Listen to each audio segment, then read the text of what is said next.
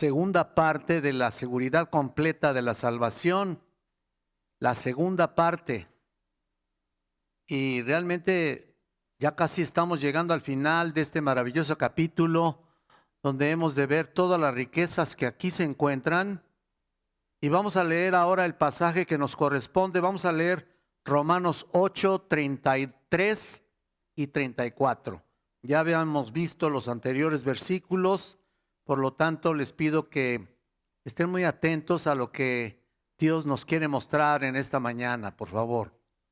Vamos a leerlo primeramente y ahorita ponemos en sus manos este mensaje.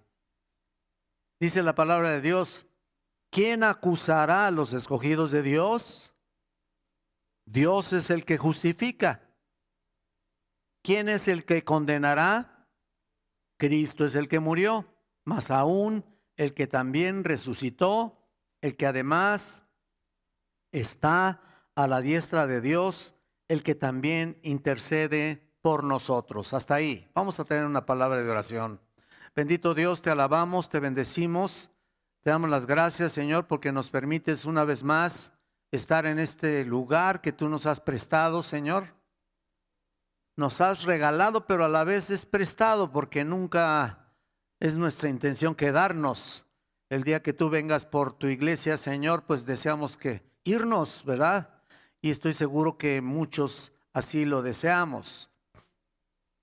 Y Señor, permite que esta mañana también sea de gran bendición para todos los que están aquí presentes y puedan, así como trabajaste ya también ya en mí, Señor, puedas hablar a sus corazones y hacer las adaptaciones que necesitamos hacer, y por supuesto estar seguros de lo que tú nos has dado. Bendice este mensaje en el nombre de Cristo, nuestro Salvador.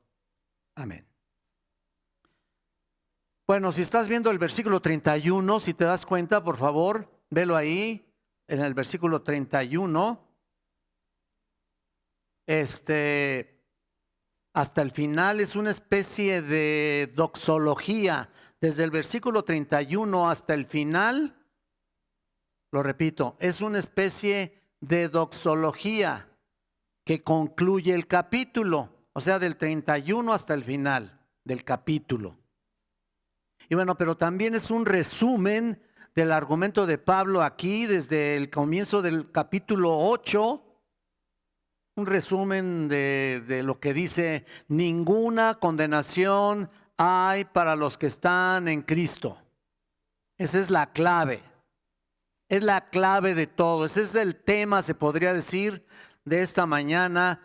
Y nos hemos dado cuenta que es algo confortable a nuestro espíritu. ¿Por qué? Porque los que están en Cristo nunca seremos condenados.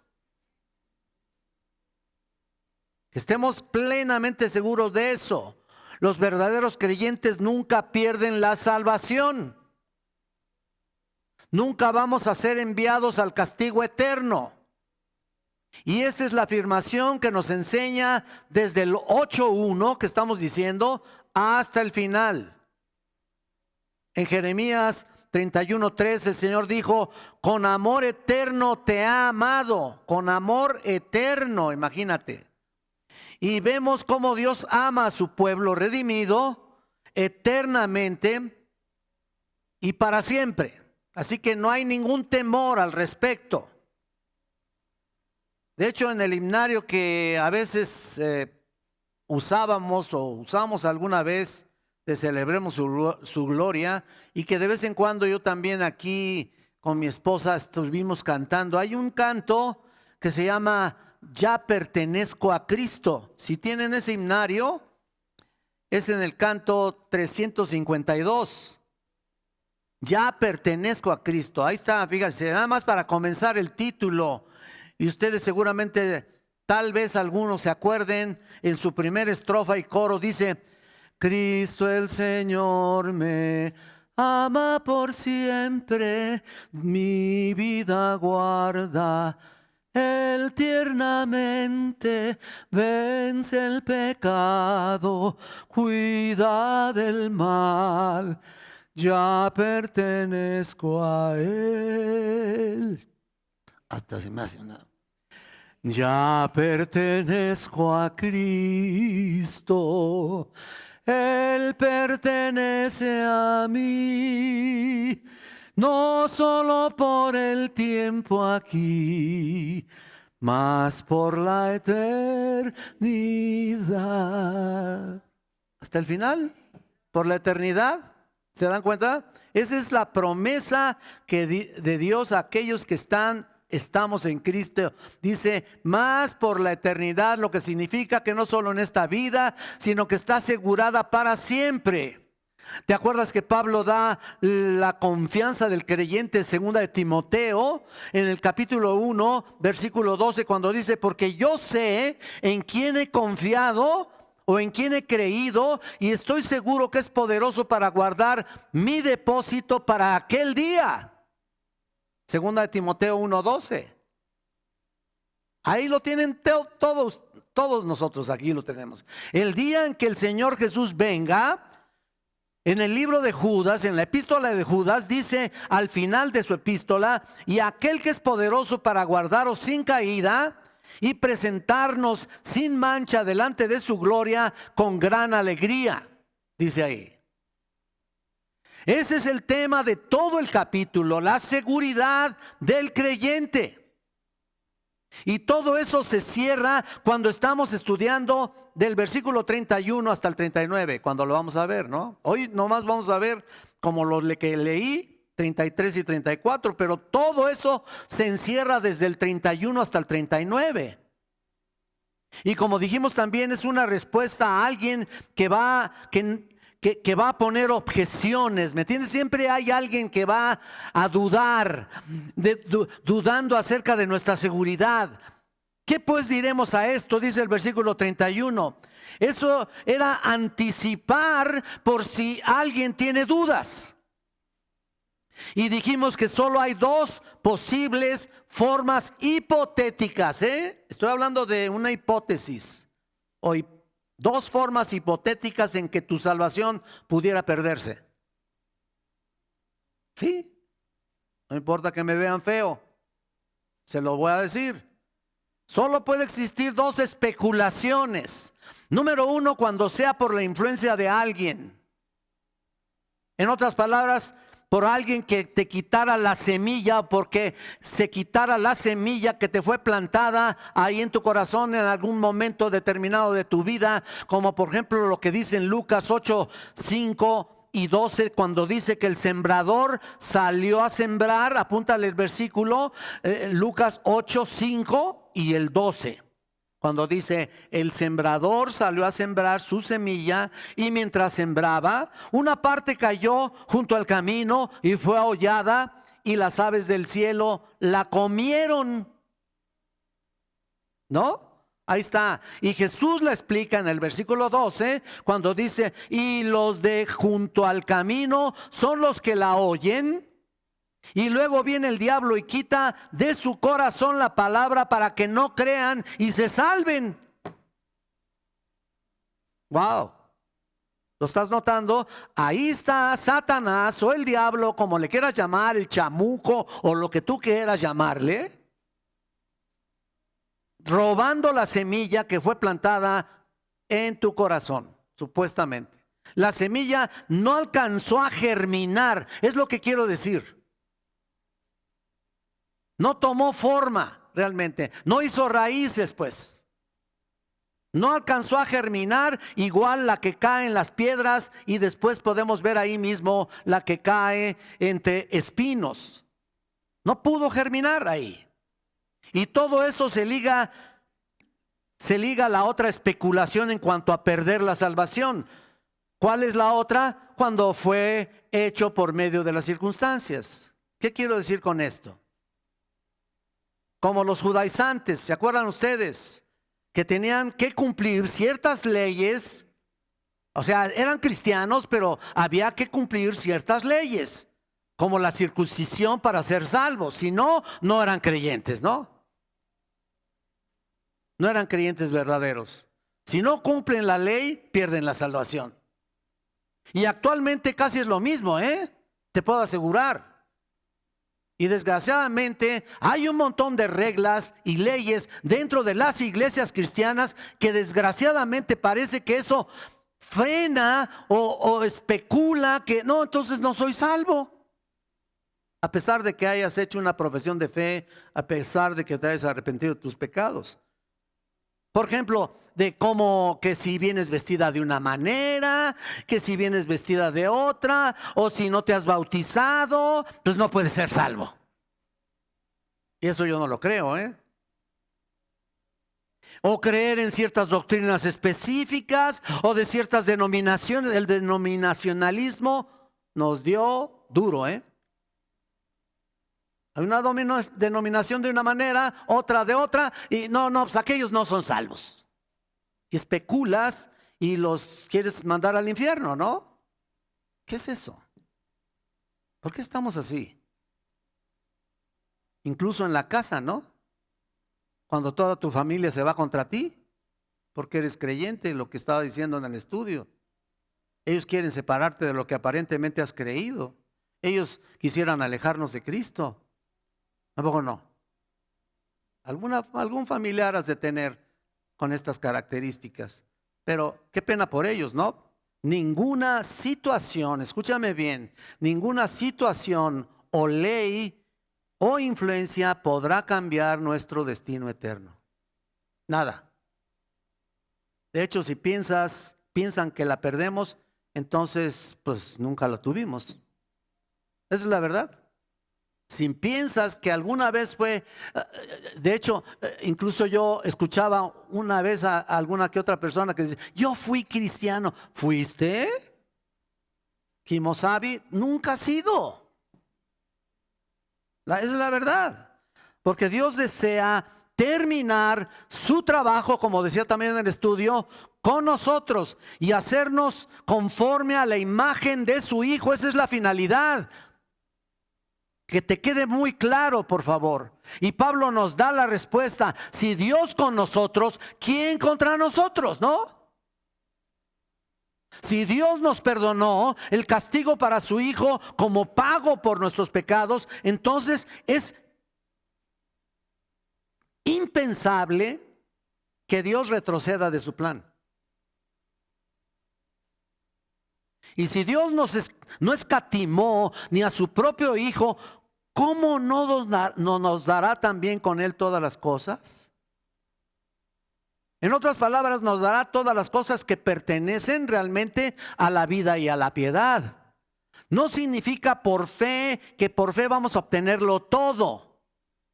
Por fe ya tengo esto, por fe ya tengo aquello. No, pero lo que nos dio ya no nos lo puede quitar. Por eso ahora Pablo nos hace dos preguntas aquí generales en el texto que estamos estudiando. Si tú lo ves ahí, el primero, ¿quién acusará? ¿Lo ves? En el 33. Y luego también en el 34, ¿quién condenará? ¿O quién es el que condenará? Son dos preguntas básicas para entender esta parte que estamos estudiando. Vamos a ver la primera. ¿Quién acusará?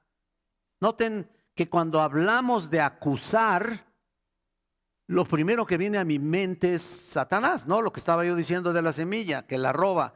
Satanás es una personalidad creada por Dios y cuando creó a los ángeles, más tarde cayeron con él la tercera parte y se dieron a conocer como demonios. Pero ¿qué pasa con Satanás? Es un ser poderoso, claro. Él puede mantener el registro de nuestros pecados, ¿sabías? ¿Y sabes qué es lo que hace? Esto es increíble, Él va delante del trono de Dios y nos acusa. Por eso es conocido como el acusador de lo que hacemos. O sea, no solo es como las aves del cielo que arrancaron la semilla para los que no creen, pero cuando no lo puede hacer o no logra hacerlo, Él está noche y día ante el trono de Dios acusando a los creyentes. Es absolutamente impecable y tiene la facultad de llegar, implacable, que impecable, ¿no? Implacable. Y tiene la facultad de llegar al trono de Dios y estar constantemente acusándonos. Por eso dice, si vas a Apocalipsis 12, si quieres apuntarlo, escúchalo también, yo lo voy a leer. Apocalipsis 12, en el versículo 10 dice, entonces oí una gran voz en el cielo que decía, ahora ha venido la salvación, el poder y el reino de nuestro Dios y la autoridad de su Cristo, porque ha sido lanzado fuera el acusador de nuestros hermanos, el que los acusaba delante de nuestro Dios día y noche. ¿Lo ven? Ahora mira, Satanás no es omnipresente, ¿eh? Quiero que sepas eso. Hay factores importantes que debemos saber. No es omnipresente. Uno de los atributos que le corresponden solamente a Dios. Aquellas personas que piensan que Satanás está en todas partes, bueno, mira, también puede estar en tu teléfono.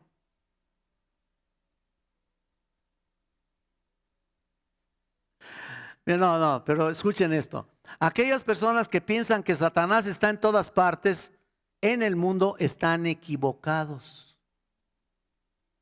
Y te voy a decir por qué. Él está día y noche acusando a los hermanos según el texto de Apocalipsis.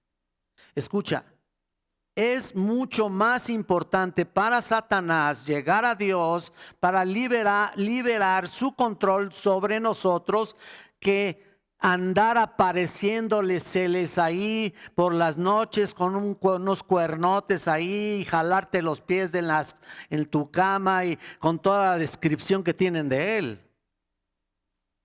Eso no le interesa. La idea de Satanás, escúchame bien, es ejecutar personalmente, trabajar y hacerte algunas ofertas con un plan específico. Y por supuesto hacerte caer. Y en algunos casos influirte de tal manera que cometas faltas irreparables, ¿no? Como en el caso de Ananías y Zafira. Seguramente has de recordar a este matrimonio cuando Pedro les dijo, ¿por qué llenó Satanás tu corazón para mentir al Espíritu Santo? ¿Por qué?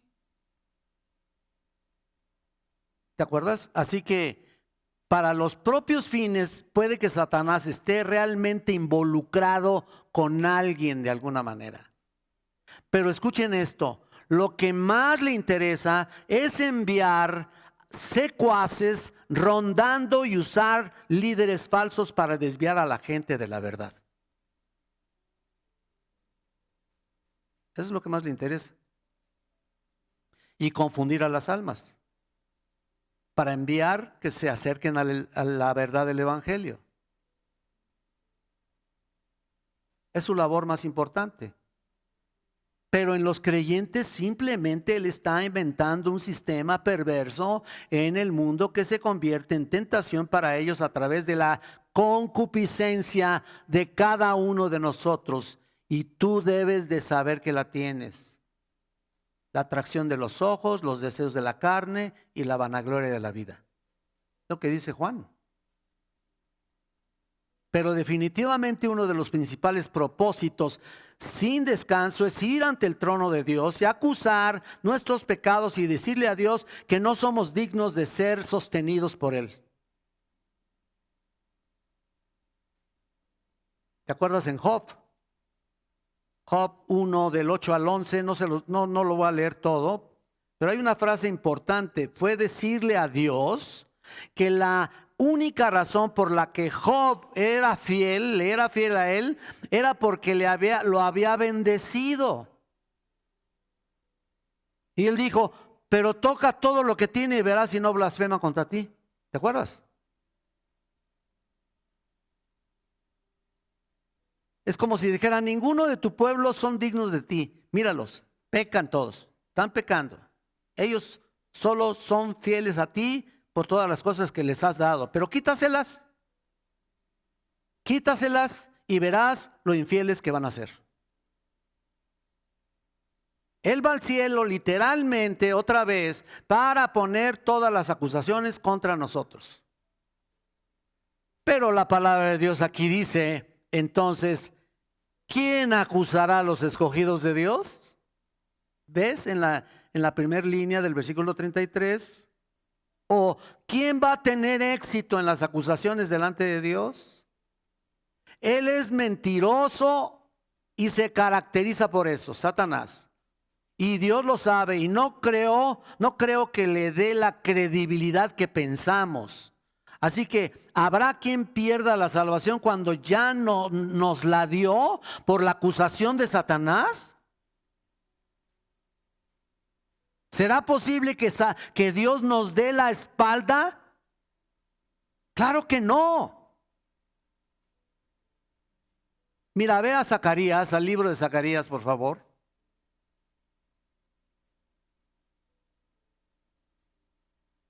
Zacarías capítulo 3, del 1 al 3, me voy a adelantar. Dice, me mostró al sumo sacerdote Josué, el cual estaba delante del ángel de Jehová, y Satanás estaba a su mano derecha para acusarle. Y dijo Jehová a Satanás, Jehová te reprenda, oh Satanás. Estaba diciendo a él, mira, Jehová que ha escogido a Jerusalén te reprenda. ¿No es este un tizón arrebatado del incendio? Y Josué estaba vestido de vestiduras viles y estaba delante del ángel. Aquí lo que estamos viendo está este fiel sumo sacerdote Josué en esta visión delante del ángel de Jehová. El ángel del Señor desciende o defiende más bien a Israel y defiende a los sacerdotes de Israel. Josué es ahí un sumo sacerdote. Pero no debe confundirse con el Josué que aparece en el Antiguo Testamento, que fue dirigido por Moisés de alguna manera para liberar a los hijos de Israel a las tierras de Canaán. Y ahí está Josué, el sacerdote, y nota que Satanás está a su mano derecha para acusarlo. Y dijo Jehová a Satanás, Jehová te reprenda, Satanás. Él mismo, ¿tú crees? Jehová le dice a él, Jehová te reprenda. Si Dios escogió a Jerusalén, ¿qué puede hacer Satanás? Bueno, pues lo mismo para nosotros como creyentes, hermanos. ¿Te das cuenta? Y después que dice, ¿quién acusará a los escogidos de Dios? Mira, responde lo siguiente, ve el texto que estamos viendo, Romanos 8:33. ¿Quién acusará a los escogidos de Dios? Dios es el que justifica. Esto es aún más fuerte, esta frase. Si Dios nos justifica, nos ha declarado justos. ¿Cómo pudiera Dios desistir de lo que nos otorgó? ¿Cómo? ¿Cómo podría condenarnos después de habernos declarado justos? Claro que no. Ni en las leyes humanas, en el que las existentes, en el que nadie puede ser declarado culpable después de haber sido declarado inocente por algún tipo de delito. Mucho menos en el Señor. Si Él nos ha concedido la justicia de Cristo, ¿puede hacernos volver otra vez a ser culpables? La respuesta es no. Definitivamente que no. Si lo hiciera, sería negar la obra de Cristo, ¿no? Sería despreciar la obra de Cristo. La razón por la que seremos hechos conforme a la imagen de su Hijo, en el versículo 29, que lo dice, no es porque seamos justos por nosotros mismos. Escuchen esto, hermanos. No somos justos por nosotros mismos, pero acusarnos de pecado no va a lograr que nuestra salvación sea cancelada.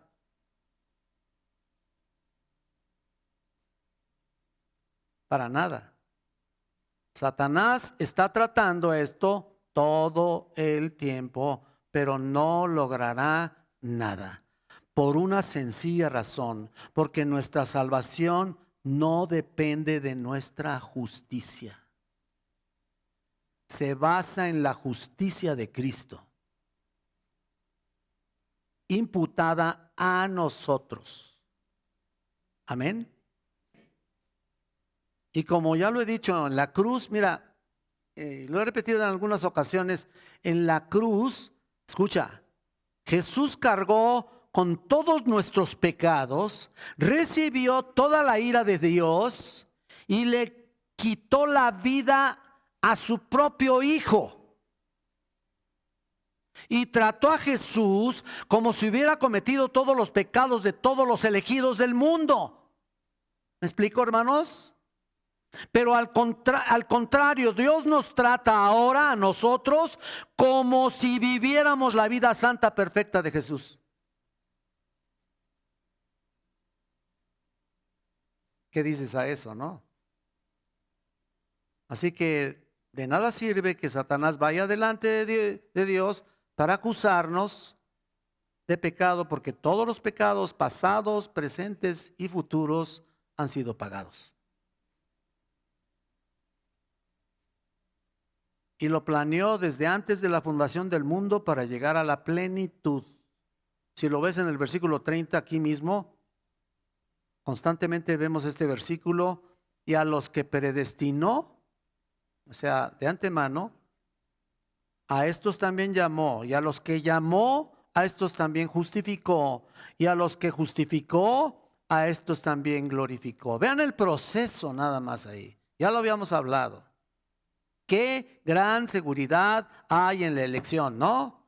Juan 10:28 dice: y yo les doy vida eterna y no perecerán jamás, ni nadie las arrebatará de mi mano.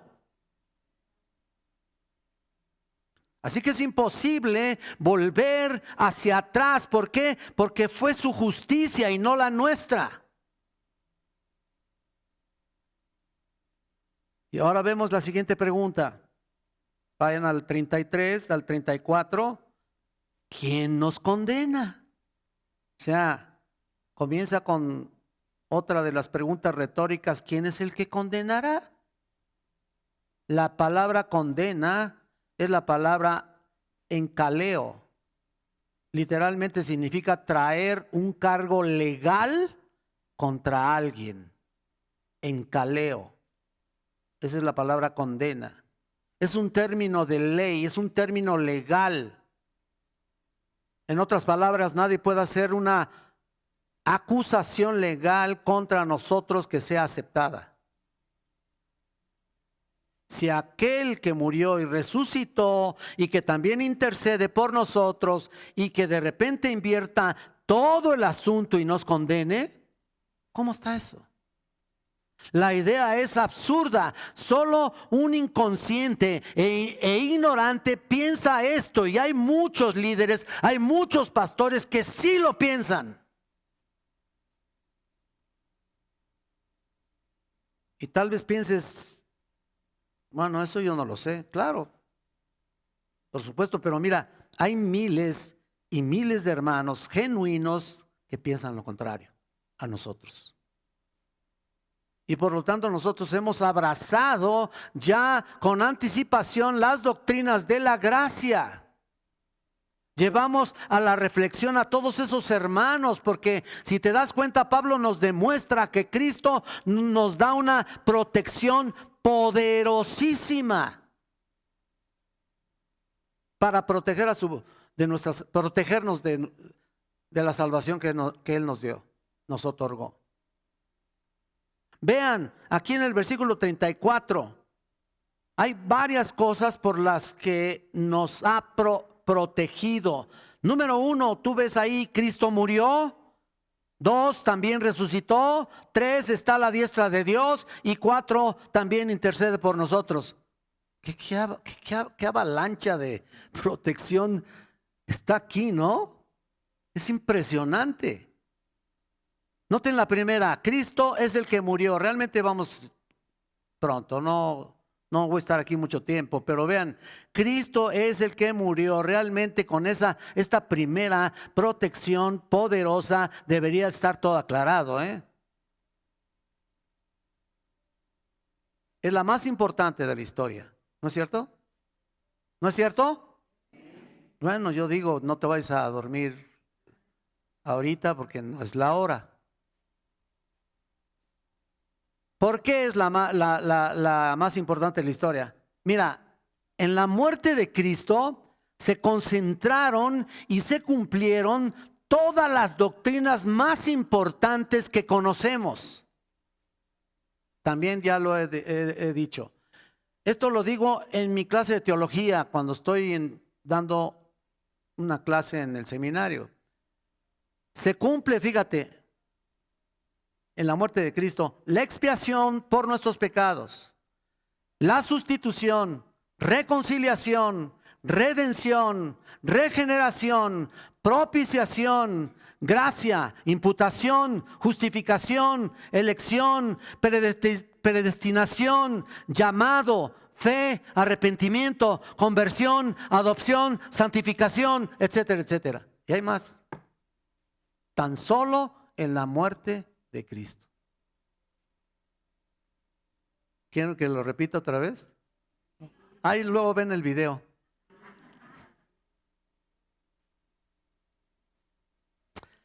¿Se dan cuenta? ¿Qué más protección que todos estos elementos doctrinales que se cumplen en la cruz? Ahí está todo. Cristo pagó el castigo por todos tus pecados. Él recibe tu condena. Él lo recibe. Él estaba siendo castigado para que dejaras de tener alguna condenación. Él hizo todo lo que era necesario para satisfacer la justicia de Dios y liberarte de la condena. ¿Te das cuenta de eso? Es tremendo. Gracias a Dios por eso tenemos la salvación. Mira. Por eso la paga del pecado, por eso dice eso, ¿no? Es muerte, mas la dádiva de Dios es vida eterna en Cristo Jesús. Si no hubiera sido por esa muerte, tú y yo pereceríamos sin remedio. Pero Jesucristo, cumpliendo la sustitución vicaria, murió en nuestro lugar y nos dio nos libra del pecado y de la muerte. Así que, ¿crees que algo o alguien pudiera deshacer el propósito que Cristo llevó a la cruz?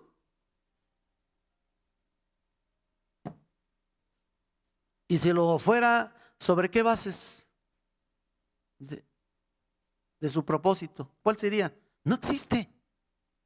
No lo hay. Y si alguien te ha dicho algo, es puro invento. Solo invento del hombre. Y noten la siguiente protección, hermanos, que Pablo nos da aquí. También resucitó. Ya hablaron de esto alguna vez aquí, pero noten ustedes en el texto, más aún, dice ahí, ¿lo están viendo? El que también resucitó. La muerte de Cristo, escuchen, borró nuestros pecados. Y eso fue confirmado por su resurrección. Es decir, esta es la prueba definitiva de su victoria sobre el pecado y sobre el castigo supremo que es la muerte. La resurrección es el punto medular de nuestra salvación. Si eliminamos la resurrección de Jesucristo, no existe cristianismo, hermanos. Así de simple, así de sencillito. Nuestro corazón está ahí. Aceptamos que la resurrección ocurrió por fe. No tenemos pruebas específicas, ¿no? pero creemos que Él resucitó por nuestra fe. La fe que nos es dada por medio del Espíritu Santo, no la tienes tú, ya no la traes de por sí, ya la traes por ti mismo, no. La fe te la dio el Señor, porque por gracia sois salvos por medio de la fe. ¿Y esto qué? No es de vosotros, pues es don de Dios, ¿no? Pero no es de nosotros. Aceptamos entonces que la resurrección ocurrió y nos fue dada la fe.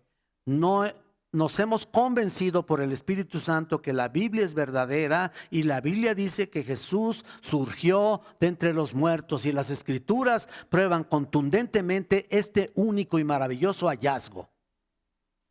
El primer sermón predicado el día que nació oficialmente la iglesia, Pedro predicó en Hechos 2 un sermón maravilloso, que ojalá lo puedas leer con calma, un sermón sobre la resurrección.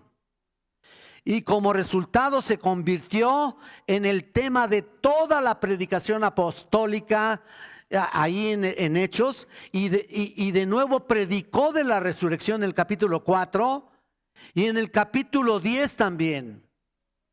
Esteban predicó de la resurrección en el capítulo 7, Felipe predicó de la resurrección en el capítulo 8, y Pablo predicó de la resurrección en el capítulo 9 y en el 13, y a todo lo largo del capítulo 28 de Hechos. Imagínate, y entonces llegamos a las cartas. Y el tema de la epístola o de las epístolas es la resurrección. En Romanos dice que Cristo fue resucitado entre los muertos por la gloria de su Padre, del Padre. En Filipenses dice del poder de su resurrección. En Colosenses dice que Dios lo levantó de los muertos. En Primera de Tesalonicenses dice que su Hijo que resucitó de los muertos. En Primera de Pedro dice en el 1:3 que nos hizo renacer por una esperanza viva por la resurrección de Jesucristo de los muertos.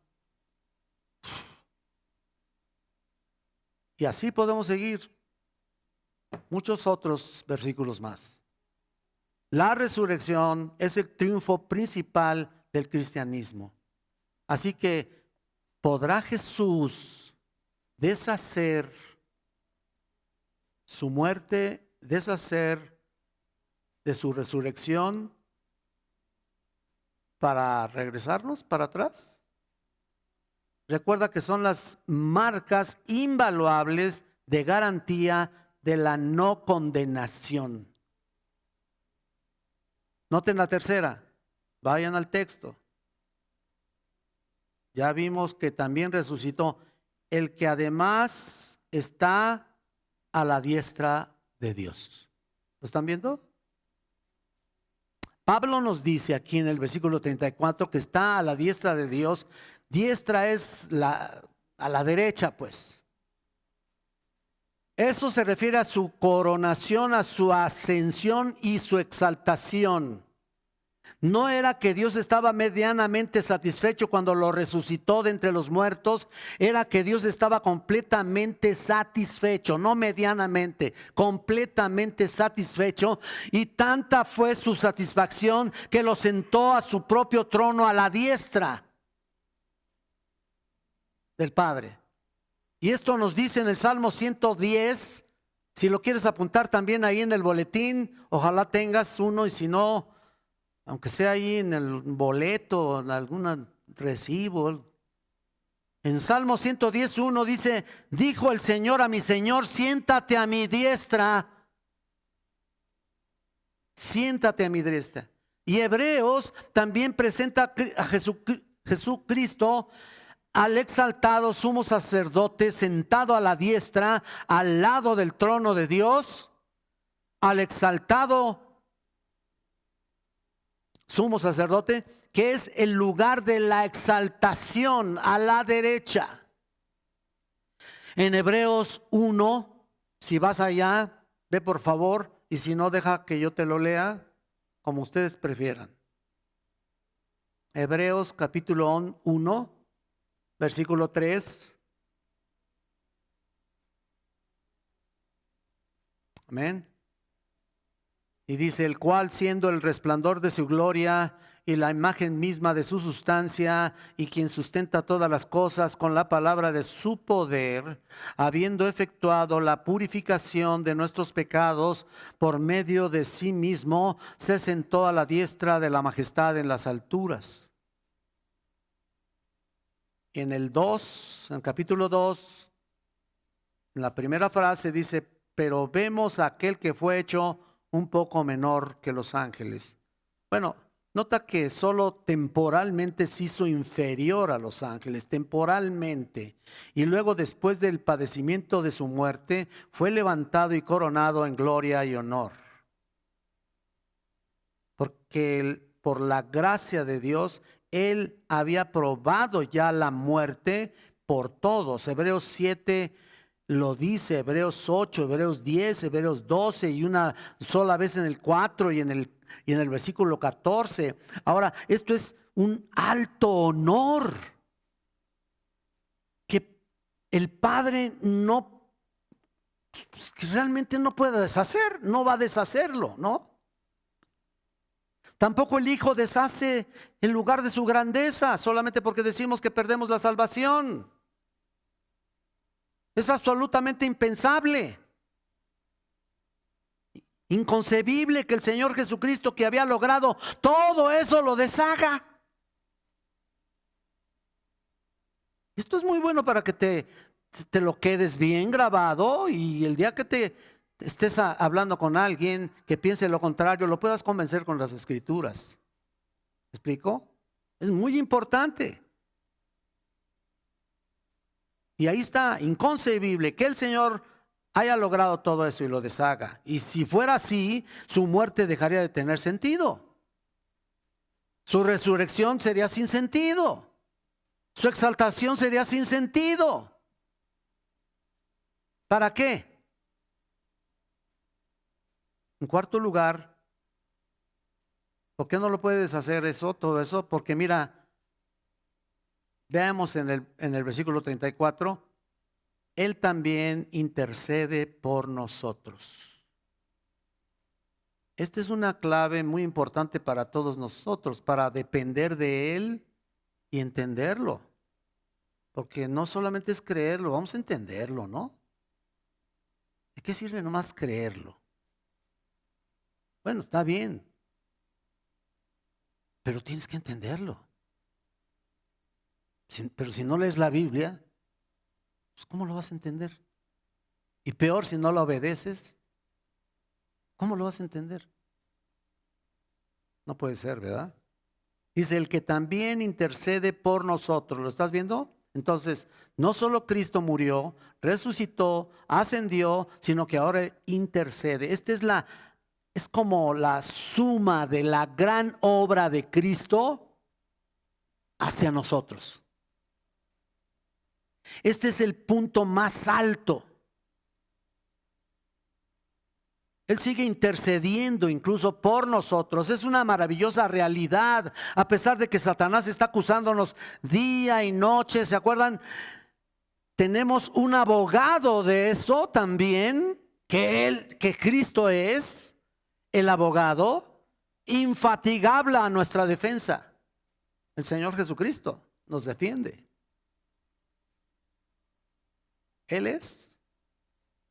Si vas a Isaías 53, no vayan, nomás escuchen. Dice, Él llevó nuestras enfermedades y nuestros dolores. ¿Te acuerdas? Y fue llevado como una oveja al matadero. ¿Te acuerdas? Pero al final de Isaías 53, en el versículo 12, dice, derramó su vida hasta la muerte y fue contado con los pecadores, habiendo Él llevado el pecado de muchos, no de todos, de muchos. Y termina diciendo, y orado por los transgresores. Ahí está la intercesión. Él ora por ti y por mí.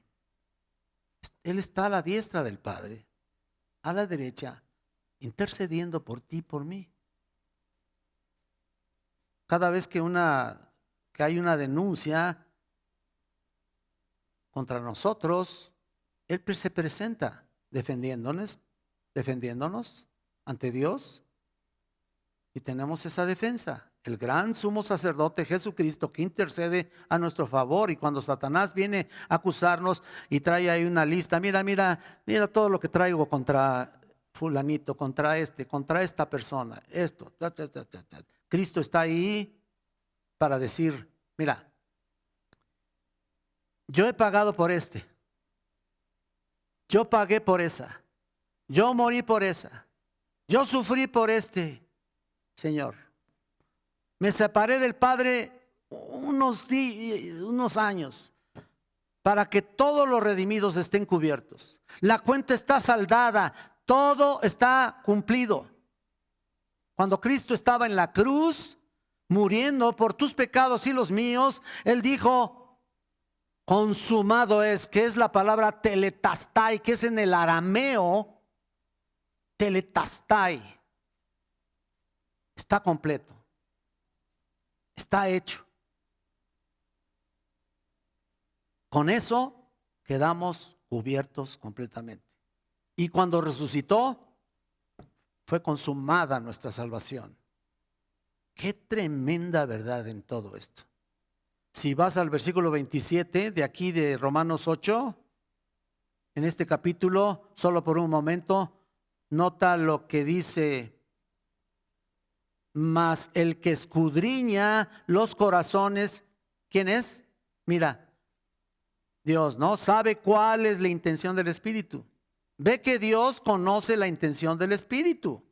Él lo conoce. ¿Por qué? Porque son uno en la Trinidad. Porque conforme a la voluntad de Dios, intercede por los santos. Y ese es el punto. Recuerda lo que dijimos acerca de eso. Si eres creyente, tienes el Espíritu Santo, ¿no? ¿Sí o no? Bueno, dice el capítulo 8, 9. Si es que el Espíritu de Dios mora en vosotros. Si es que. Está algo que nos hace. Bueno, ¿en dónde estábamos tú? Ya ni sé. ¿En el 8, 9?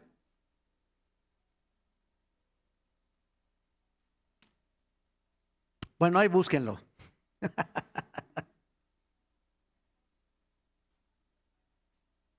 Muy bien, gracias. ¿Quién? Dulce. Intercede por los santos. Bueno, correcto. Y así que si le perteneces, tienes al Espíritu, y si el Espíritu vive en ti, eres templo del Espíritu Santo, ¿sí o no?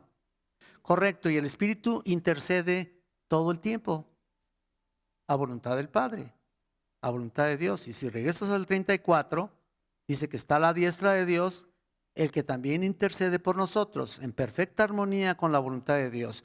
Cristo está orando constantemente en la voluntad de Dios, que es llevarnos a la gloria. En Juan 1:42, recuerda que Jesús dice, yo sé, hablando del Padre, que siempre me oyes. ¿Te acuerdas?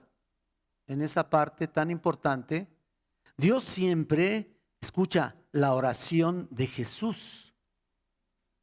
O si tú quieres la plática ahí, ¿no? Pues está la Trinidad, ¿no? Porque siempre ora porque la voluntad de Dios sea hecha, sea desarrollada, que no haya estorbos. Y eso es la intercesión. Si tienes al Espíritu Santo orando por tu fe, por tu protección, para que nunca puedas enfrentarte a algo más de lo que puedes aguantar. Recuerdas que te va a dar la prueba, pero juntamente con la prueba te va a dar ¿qué? La salida, para que podáis resistir. Va a llegar un momento en que ya no aguantas, ya no puedes. Si tienes al Espíritu de Dios, Él te saca adelante. Pero si no lo tienes, pues aguántese. Mejor arrepiéntase de sus pecados y entréguese bien a Cristo. Y si no, pues ahora sí que, como dijera aquel, pues no. Es que el Espíritu Santo, al interceder desde tu interior ante el trono de Dios, siempre conforme a la voluntad de Dios. Siempre es así. Y luego Jesús en el cielo, desde la diestra de Dios, intercede también por ti, en perfecta armonía con la voluntad de Dios. Y todo para estar seguros. Fíjate nomás. Fíjate todo lo que hace el Señor. Todo lo que hace la Trinidad. Todo para estar seguros. Para que estés tranquilo.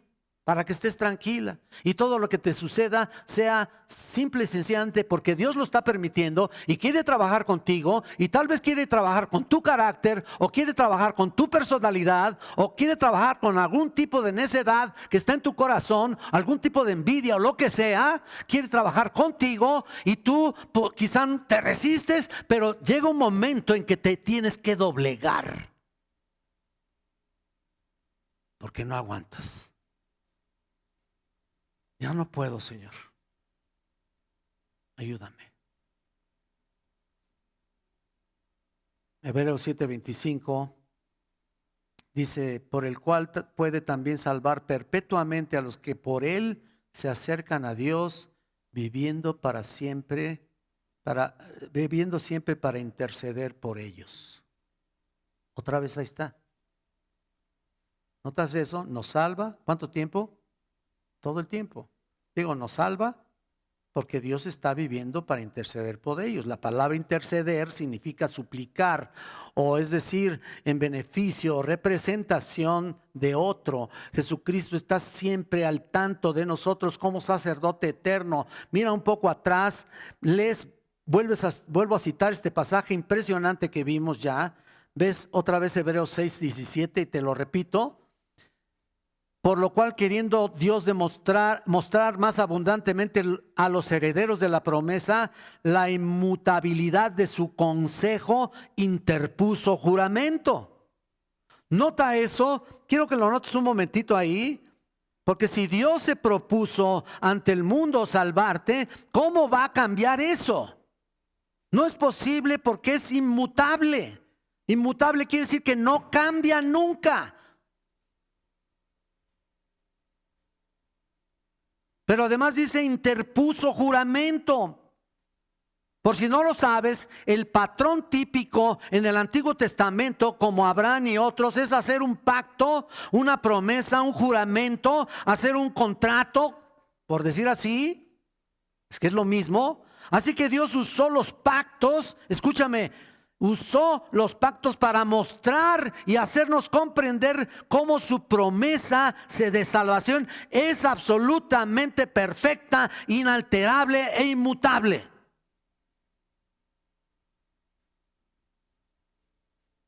¿Por qué? Porque hizo un juramento. A ver.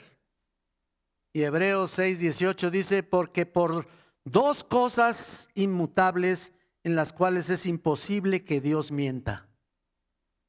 Fíjate, Hebreos 6:18. Tengamos un fortísimo consuelo los que hemos acudido para asirnos de la esperanza puesta delante de nosotros. Noten que menciona la inmutabilidad, así que si Dios hizo una promesa que nunca podrá ser alterada, además dice que para tener un fuertísimo consuelo, los que hemos acudido para asirnos de la esperanza puesta en nosotros, esta es la esperanza que tenemos y dice que es la más segura, es una segura y ancla del alma que penetra hasta dentro del velo, por decir así. Y luego en el 20 dice, donde Jesús entró por nosotros como precursor, hecho sumo sacerdote por siempre, para siempre, según el orden de Melquisedec. No vamos a profundizarnos en algunos textos que encontramos aquí, que les estoy dando, pero se los estoy diciendo para realmente reforzar lo que estamos hablando aquí. Dios hizo promesas, desde un principio lo dije. Y Cristo desde los cielos está como el ancla que mantiene sus promesas porque hizo un juramento y las va a cumplir. Y se basan en dos cosas: el hecho de que Dios no puede mentir y el hecho de que Cristo está en el cielo intercediendo por nosotros. Así que después de ver Romanos 8, uno puede preguntarse, ¿por qué tanta gente todavía piensa que puede perder la salvación? Y la razón es de que hay personas que vienen a la iglesia, fíjense, confiesan sus pecados, profesan a Cristo incluso, y desaparecen. Incluso luego tienen el peligro de negar al Señor o niegan al Señor. ¿Cómo hemos de entender eso? Quizá comenzaste a traer algún familiar, tú, alguno de nosotros, y aparentemente conocieron a Cristo y luego de repente le dieron la media vuelta y se fueron y están viviendo en pecado, están viviendo como se les pega la gana. ¿Qué pasó ahí? ¿Qué respondemos? Primera de Juan 2:9, y debes de sabértelo de memoria y apúntale porque debes de aprendértelo, y dice, salieron de nosotros, pero no eran de nosotros. ¿Por qué? Porque si hubieran sido de nosotros, ¿qué? Habrían permanecido. Y no estoy hablando de permanecer en una iglesia determinada, estoy hablando de permanecer en la fe. Y déjame decirte algo, no importa lo que pienses, una de las evidencias de la verdadera salvación es la continuidad de tu fe. Cuando Dios da la fe que salva, no es temporal, amados hermanos. No es para creer y luego retroceder.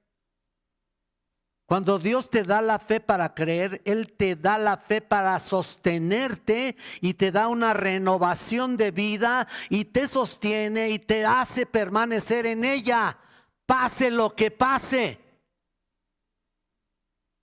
Los verdaderos creyentes perseveran en la fe, no hay ninguna persona que pueda cambiar ese plan, no hay legalista, no es que esté haciendo sectario, ningún falso maestro, ni religioso, no hay ninguna persona que pueda deshacer este concepto. No existe ningún grupo, ni iglesia, ni denominación que pueda arrebatar tu salvación. Te puede tropezar y pueden confundirte y por supuesto te pueden desviar en cuanto a ciertas doctrinas que andan por ahí. Todo el tiempo hay doctrina, sale una doctrina por acá y otra por allá y todo el tiempo están saliendo doctrinas nuevas, ¿no? Y ahí van todos los papanatas, ¿no? Porque tienen una fe débil, que no ha crecido, no ha sido fortalecida. No tienen realmente el deseo de venir a la Escritura y estar buscando a Dios de todo su corazón y arrepentirse de todo lo que han hecho. Creen que están viviendo en libertad, así como y echándola libertinaje, ¿no? Dios hizo un juramento y ese juramento no puede ser roto. Y lo demostró entregando a su Hijo. Tampoco Satanás podrá hacerlo, hacerte caer. Lo intenta, pero no puede. ¿Por qué? Porque el plan está concluido, el pacto está trazado. Así que no importa si nos acusa, el pago ha sido efectuado, ha sido saldado. Así que no trates de ser justo por tus propios medios. Es por la justicia de Cristo. Me encanta Filipenses 3:8 cuando dice, y ser hallado en Él no teniendo mi propia justicia, que es por la ley, sino la que es por la fe en Cristo, la justicia que es de Dios por fe. Así que las acusaciones de Satanás son una pérdida de tiempo. Pero aún así, si tú no estás seguro, si eres creyente, o sea, no estás seguro que eres creyente o que eres cristiano, que eres salvo. Si no estás seguro de que tienes a Cristo, seguramente tu vida tal vez no haya cambiado y sigues en las mismas de antes. Tal vez hiciste una profesión de fe ahí nomás al aventón y nomás porque alguien lo hizo, te dijo cómo hacerlo o llenaste una tarjetita o qué sé yo. Pero aún así sigues igual. ¿Por qué? Porque no tomaste firmemente su propuesta de salvación y ahora vienes otra vez buscando tal vez este momento para entregarte verdaderamente y gloria a Dios por eso. Cristo murió por nosotros, resucitó al tercer día por nosotros y continúa intercediendo por ti, por mí. Y ninguna persona nos pueden quitar la salvación, ni nadie te puede acusar. O perseveramos o nunca te has entregado de verdad. Te lo digo de verdad. O eres una persona renovada o no te arrepentiste de tus pecados de verdad. Este es el momento. Esta es la hora en que Dios te propone para que escucharas la verdad. Entonces, no le des vueltas al asunto y ven a conocer al agua de vida. Una agua de vida inagotable que te está esperando para saciar tu fe, tu vida, tu sed, que con nada puede ser saciada. Una vez que Dios te la dé, vas a perseverar. Amén. Bendito Padre, te alabamos y te bendecimos. Gracias, Señor, por este tiempo. Mira, Señor, cuánto necesitamos entender todo lo que nos has dado. Cuánto necesitamos entender todo lo que nos has proporcionado, Señor, y toda la protección que nos has dado, Señor, para comprender que en ti no hay pérdida de salvación. Y Señor, te pido, Santo Dios, que en esta tarde, si hay alguien que se entregue a ti, Señor, se ponga a cuentas contigo, realmente se arrepienta de lo que ha pensado, ha dicho, ha hecho, y venga, Señor, a renovar, a hacer nuevos votos delante de ti para ser la persona que tú quieres que sea, para perseverar hasta el fin. Así que, Padre eterno, te entregamos cualquier persona que tenga en estos momentos ese deseo, y te entregamos también, por supuesto, a nuestra iglesia amada. Bendice a todos mis hermanos, ayúdales en sus debilidades, ayúdanos, Señor, a ser constantes y perseverantes. Santo Dios, todo esto te lo pedimos en el bendito nombre de Jesucristo, tu Hijo. Amén. Gracias a Dios por su palabra. Dios los bendiga, hermanos.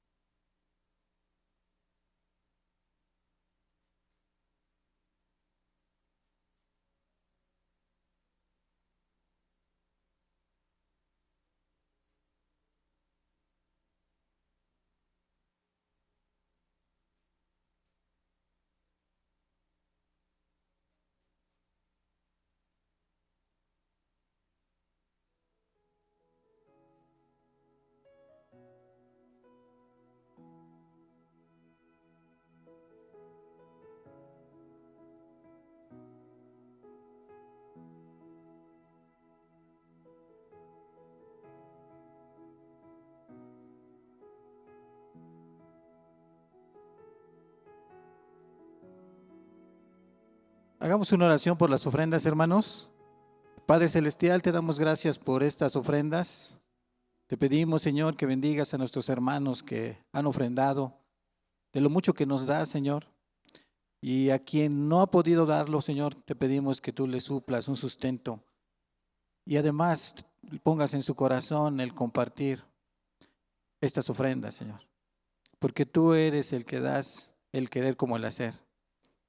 Te pedimos, Señor, que le des sabiduría a los hermanos que administran estos recursos, Señor, para que puedan cumplirse las necesidades de esta tu iglesia. Te damos gracias, Padre, en el nombre de nuestro Señor Jesucristo. Amén.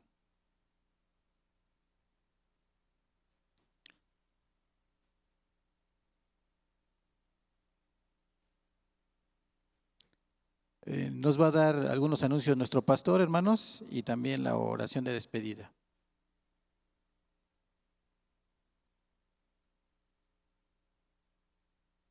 Nomás les voy a pedir que quiten el eco si son tan amables. No voy a cantar, ¿eh?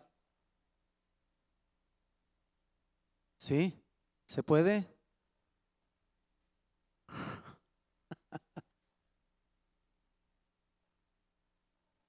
Bueno, ok. Ahorita lo van a hacer. Es que para que se entienda lo que voy a decir, no le hallan. Bueno. ¿Sí se entiende allá atrás? ¿Sí? ¿Se oye? Bueno, hay una cosa que ha estado así siendo anunciada. Ustedes ven en el boletincito.